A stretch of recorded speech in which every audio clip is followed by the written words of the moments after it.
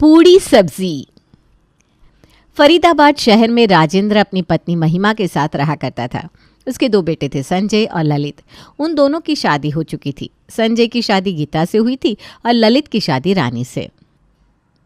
ये इन 6 लोगों का एक मध्यम वर्गीय सुखी परिवार था। बहू, अरे ओ बहू। जी मम्मी जी। क्या हुआ मम्मी जी? कभी कभी बुलाओ तो दोनों में से एक नहीं आती और कभी कभी दोनों भागी चली आती है। मैं तो इसलिए चली आई क्योंकि रानी आपकी आवाज़ सुनने पर भी नहीं आती है ना। हाय दीदी, कैसी बात कर रही हो? मैं तो मम्मी जी की आवाज़ सुनकर नंगे पैर दौड़ी चली आती हूँ। अरे ज़रा कम फेंका कर, सबको पता है तेरे बारे में। क्या पता है? अरे बंद करो अपनी बकवास तुम दोनों। मैंने जिस काम के लिए बुलाया वो सुनो। हाँ हाँ सॉरी मम्मी जी। बताइए ना मम्मी जी, क्या काम है? तुम में से कोई एक मेरे लिए 1 कप चाय बना कर ले आओ। मम्मी जी, आप अपने मुंह से बता दीजिए कि किससे चाय बनानी है, वरना ये तो मुझसे ही कहेंगे ना चाय बनाने को, क्योंकि मैं छोटी हूँ। तो तू ही बना ले। बस देख लिया ओवर स्मार्ट बनने का नतीजा। रानी पैर पटकती हुई किचन में चाय बनाने चली गई। महिमा और गीता हंसने लगी। उनके घर में इसी तरह से हंसी ठिठोली चलती रहती थी और वहाँ सब लोग खाने के भी बहुत शौकीन थे। एक शाम की बात है, जब राजेंद्र, महिमा, संजय, ललित, गीता और रानी सब मिलकर ड्राइंग रूम में बैठे थे। चाय और पकौड़ों का दौर खत्म हो चुका था और अब सब आपस में इधर उधर की बातें कर रहे थे। अचानक ललित ने एक नई बात छेड़ दी। भाई देखो, मेरा एक सुझाव है, क्यों ना आज हम ऑनलाइन खाना ऑर्डर कर ले। वाह क्या बात है देवा जी, बहुत अच्छा आइडिया है। आज कुछ हटके खाने का मूड बन रहा है। हाँ दीदी, पिज्ज़ा मंगवा लो या फिर बर्गर। मैं तो सोच रही थी कब ये दिन आएगा। ऑनलाइन खाना हमारे घर में? यह क्या बात हुई? हाँ भाई, अब क्या घर का खाना भी खाना छोड़ देंगे हम लोग? सही कह रहे हैं पापा, घर के खाने जैसा कुछ नहीं। ये ऑनलाइन खाना सिर्फ पैसे बर्बाद करने का तरीका है। अरे ससुर जी, कभी कभी बाहर का भी मज़ा लेना चाहिए। अब हर रोज़ तो नहीं मंगवाते ना। हाँ मम्मी जी, और सोचिए ना, आपको भी किचन में मेहनत करने की ज़रूरत नहीं होगी।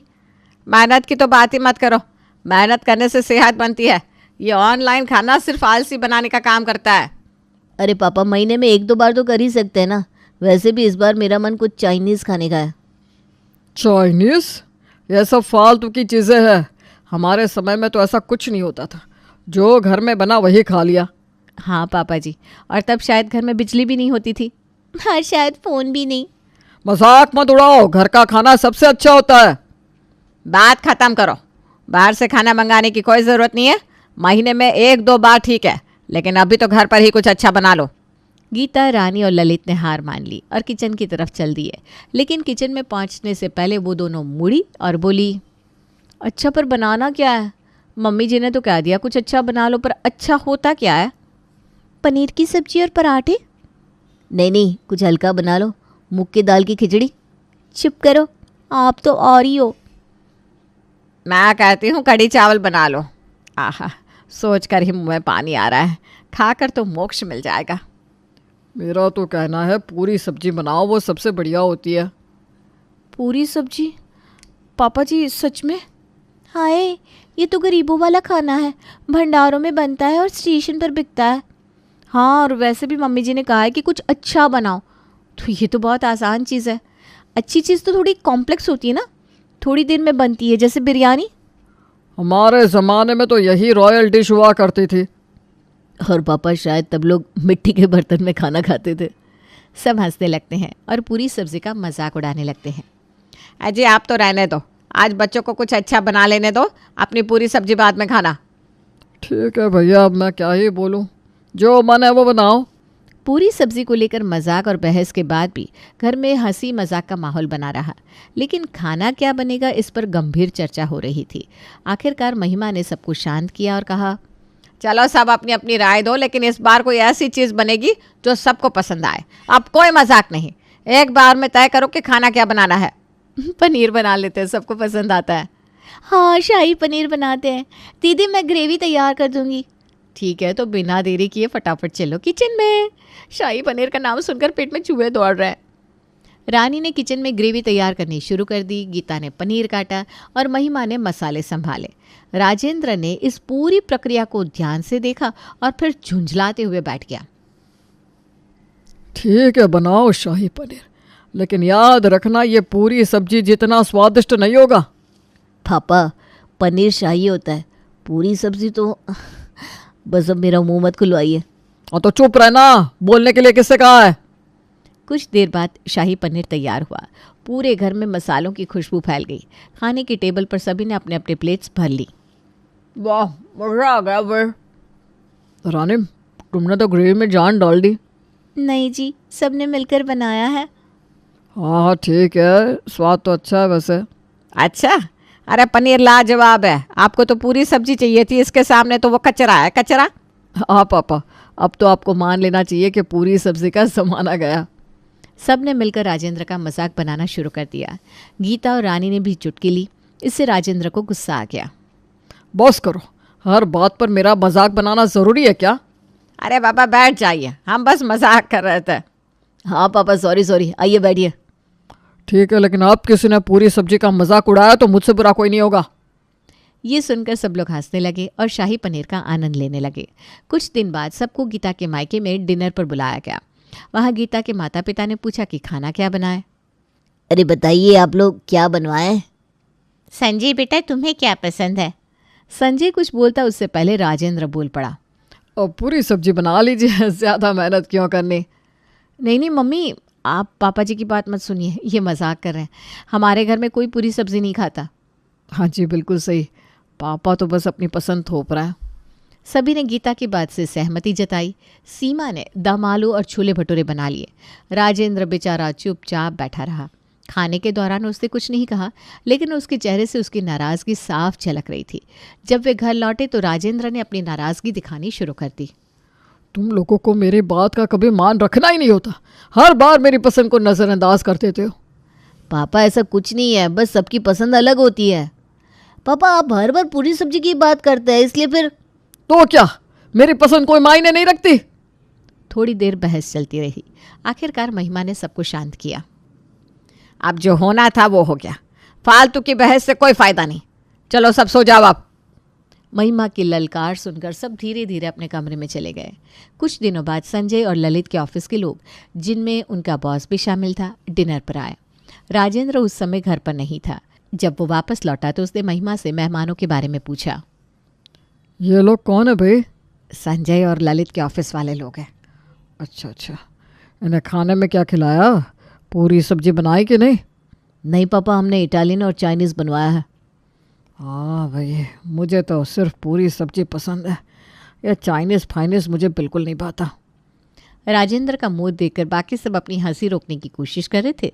तभी संजय और ललित का बॉस बोल पड़ा। अरे संजय, तुम्हारे पिताजी तो बड़े पुराने ज़माने के लगते हैं। पूरी जैसी चीज़ अब कौन खाता है, कितनी ऑयली होती है। छी छी छी छी। सही कह रहे सर, पर अब मैं क्या ही बोलूँ इन्हें। आप इन्हें जाने दो, ये लो आप पास्ता खाओ। हाँ भाई, लाओ। राजेंद्र ये सुनकर अपने कमरे में चला गया। अगले दिन सुबह राजेंद्र का पुराना दोस्त मंगल उससे मिलने आया। मंगल गांव में रहता था। राजेंद्र मंगल को देखकर बहुत खुश हुआ। मंगल भाई, आओ, कितने दिन बाद आए हो, बैठो चाय पीते हैं। अरे भाई, तुम्हारे जैसे दोस्त को तो रोज़ मिलना चाहिए, पर शहर का ये चक्कर काटने का टाइम कहाँ मिलता है। अरे आज तुम आए हो तो तुम्हारे लिए खास इंतज़ाम होगा। महिमा, ज़रा 2 कप चाय और कुछ नाश्ता लाना। हाँ जी, अभी लाई। चाय नाश्ता करके मंगल वापस जाने लगा तो राजेंद्र बोला। अच्छा मेरे भाई, चलता हूँ मैं, फिर आऊँगा। अरे अभी कहाँ, इतने दिनों बाद आया है तो खाना खाकर जा। अरे छोड़ ना, फिर कभी आऊँगा। नहीं, फिर कभी नहीं, आज और अभी। महिमा, पूरी सब्जी बना दो आज। अब कोई बहाना नहीं चलेगा क्योंकि मेरा दोस्त आया है। जी महाराज, जैसा आप कहें। महिमा किचन में गई और अपनी बहुओं से बोली। देखो बहुओं, आज ये आदमी फिर से पूरी सब्जी का राग अलाप रहा है। मंगल के बहाने अपनी पसंद पूरी करवा रहा है। तो क्या करें मम्मी जी? चलो बना ही देते हैं, वरना ये तो पूरा दिन परेशान करेंगे। ठीक है, बना ही देते हैं, 2 मिनट का तो काम है। जब पूरी सब्जी बनकर तैयार हुई तो महिमा ने ताना मारा। लीजिए महाराज, आपकी पूरी सब्जी हाजिर है। अब ज़रा जल्दी खा लीजिए वरना ठंडी हो जाएगी। वाह, क्या खुशबू है। पूरी सब्जी तो सच में किसी भी 5 स्टार खाने से बेहतर है। अच्छा, तो ये 5 स्टार का मुकाबला कर सकती है? अरे भाई, ये तो सास बहू सीरियल के जैसा पुराना और बोरिंग खाना है। सच के पापा जी, ये सब सिर्फ आपको ही अच्छा लगता है, हम तो इसको देखते ही उलझन में पड़ जाते हैं। तुम लोगों की इस नए ज़माने की आदतें ही खराब है, कोई संस्कृति ही नहीं बची। मंगल, खा तू मज़े से। ये लोग क्या समझेंगे पूरी सब्जी का महत्व। भाई तुम सही कह रहे हो, ये नई पीढ़ी बस पिज्ज़ा बर्गर में ही उलझी रहती है, असली स्वाद तो पूरी सब्जी में ही है। महिमा, गीता और रानी अपनी हंसी रोक नहीं पाई। दीदी चलो अंदर चले, पापा जी और इनके दोस्त की पूरी सब्जी की तारीफ सुनकर अब भूख ही खत्म हो गई है। अरे आओ तुम लोग भी खा लो। ना पापा ना, ये सब हम लोग नहीं खाते, हमने अपने लिए दूसरी चीज़ बनाई है, ये आपको ही मुबारक। मंगल के जाने के बाद राजेंद्र थोड़ा सुकून पाने के लिए टहलने निकला। रास्ते में उसे उसका पड़ोसी श्यामलाल मिल गया। अरे भाई राजेंद्र, बड़े उदास लग रहे हो, सब खैरियत? क्या बताऊं श्यामलाल, घर में मेरी पसंद का मजाक बनता है, सबको लगता है पूरी सब्जी गरीबों का खाना है। अरे भाई, तुम क्यों उनकी बातों को दिल पर ले रहे हो? अब ये नई पीढ़ी है, उन्हें पुरानी चीज़ों की कद्र कहाँ। बात तो सही कह रहे हो, पर कभी कभी सोचता हूँ ये लोग मेरी पसंद का कभी तो मान रख लें। चलो चलो, अब इतना मत सोचो, घर जाओ और आराम करो। राजेंद्र को श्यामलाल की बातों से थोड़ी राहत मिली और वो घर लौट आया। कुछ दिन और बीत गए। रानी का जन्मदिन आ गया। घर में सुबह से ही चहल पहल थी। महिमा ने सबको इकट्ठा किया। सुनो, आज रानी का बर्थडे है, सब लोग अपने अपने कपड़े तय कर लो। और हाँ, घर की सजावट भी करनी है। अरे मैंने तो कपड़े प्रेस ही नहीं किए, अब क्या पहनूं? कोई बात नहीं दीदी, मेरी अलमारी से कुछ ले लो, लेकिन हाँ मेरे कपड़े ख़राब मत करना। घर में सजावट भी की गई, सब बहुत खुश थे। तभी महिमा ने सबसे बड़ा सवाल उठाया। अब ये तो बताओ, खाने में क्या बनाएंगे?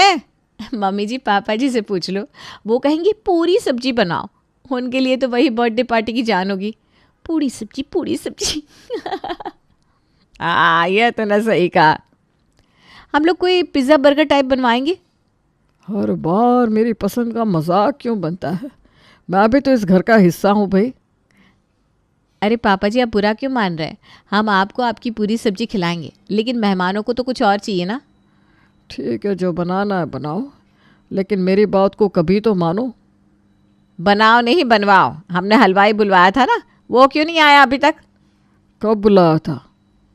आज सुबह। कितने अक्लमंद हो तुम लोग। आज बर्थडे है तो सुबह बुलाया तुम लोगों ने हलवाई को। भगवान ही मालिक है तुम लोगों का। अरे आप चिंता ना करो, अभी वो सारा सामान बताएगा, हम उसे ला कर देंगे और शाम तक बना कर रख देगा। पार्टी तो शाम में 9 बजे होगी। दोपहर का समय हो गया था, लेकिन हलवाई अभी तक नहीं आया था। घर में हलचल मची हुई थी। सब एक दूसरे को देख रहे थे कि अब क्या होगा। ये क्या बात हुई? मेरा बर्थडे है और हलवाई अभी तक नहीं आया, मैं ऐसे कैसे मना सकती हूँ बर्थडे? अरे रानी, थोड़ा सब्र रखो, मैं अभी जाकर उसे लेकर आता हूँ। संजय भैया ज़रा ध्यान रखना, रास्ते में कहीं तुम खुद ना खो जाओ।